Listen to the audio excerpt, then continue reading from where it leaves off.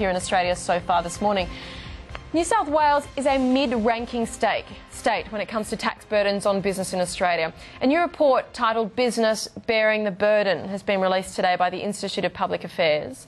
New South Wales is a tax competitiveness as a ranking that's improving, but there is the call there for more tax cuts needed. Julie Novak is a senior fellow at the Institute of Public Affairs, joining us now. And it was a kind of, Julie, good morning to you, a good news story in there, because really we always talk about New South Wales needing to improve its competitiveness, and in this latest report actually it has done that. Look, it certainly has done that. I should note that the New South Wales government, actually previous governments as well, have actually reduced the headline payroll tax rate in previous years. So over time, the continuation of that policy is going to affect beneficially New South Wales's result. Do you see any further actions from the current government to actually suggest that that path is going to be continued, or in fact that the attractiveness of New South Wales can actually be improved from here? Look, I think in the long term, a focus on improving tax competitiveness is going to have to be a priority for the New South Wales government and all of the state governments for that matter. In the short term, though, there are some budgetary difficulties, as New South Wales taxpayers will be sort of quite aware. So any reductions, I think, in terms of New South Wales taxes are probably going to be rather marginal in the short term.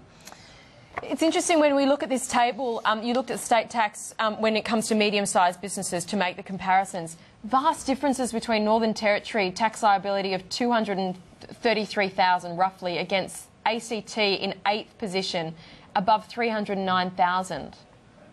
Yes, I mean, what this does indicate really is that although there are a variety of factors influencing the location of a business, there are potential savings of thousands of dollars that a business could make if it decides to relocate in a lower taxing jurisdiction. I should just add that what's really driving the differences between those two states that you mentioned, those two jurisdictions, is differences in property taxes. The Northern Territory has no land taxes. And what's the practical impact of that? How does that work when businesses are deciding kind of where they should set up or position themselves? Well, as I've alluded to, and what the IPA's tax benchmarking study refers to, is that there are potential savings of thousands of dollars between jurisdictions, and the empirical evidence is abundantly clear. Lower taxes will encourage investment and job creation. So the onus is really upon state governments to have a focus on lowering their tax burdens to encourage economic activity. With all the other distractions around, do you see any particular state government heeding that call and looking like they're going to take action imminently? Or is this kind of just the eternal call that goes out to state governments that kind of, gets lost in the noise of everything else? Look, I'll note two things just quickly.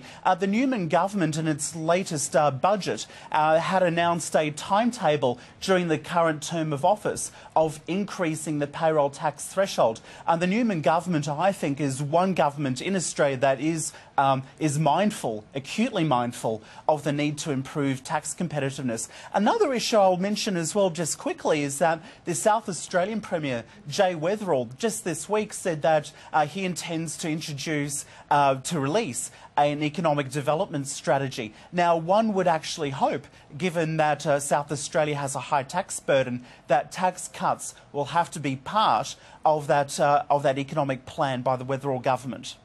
Fantastic. Julie, thank you very much. We appreciate your time on the channel this morning. It's a pleasure.